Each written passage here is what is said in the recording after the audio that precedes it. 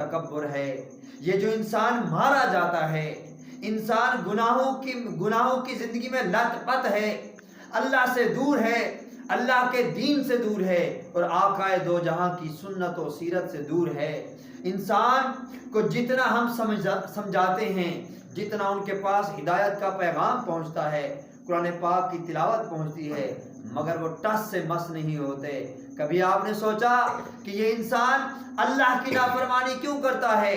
جبکہ اس کو پتا ہے کہ مجھے پیدا کرنے والا میرا خدا ہے، مجھے بنانے والا میرا خدا ہے، مجھے رزق دینے والا وہ ایک ہی خدا ہے، مجھے عزت دینے والا وہ ایک خدا، مجھے شہرت دینے والا وہ ایک خدا، مجھے علم دینے والا وہ ایک خدا، مجھے انسان بنانے والا وہ خدا۔ جب وہ سب کو جان کر بھی اللہ کی نافرمانی کرتا ہے، اللہ کے رسول کی نافرمانی کرتا ہے، بتائیے وہ ایسا کیوں کرتا ہے؟ جبکہ اس کو پتا ہے کہ میں نے مرنا بھی ہے، اللہ کے حضور پیش بھی ہونا ہے، میرا حساب و کتاب بھی ہونا ہے، اور پورا وہ جو سارا زندگی میں نے جو کچھ کیا اس کا میں نے وہ حساب و کتاب بھگتنا ہے، مجھے اچھے اور نیک اعمال پہ جزا ملنی ہے، اور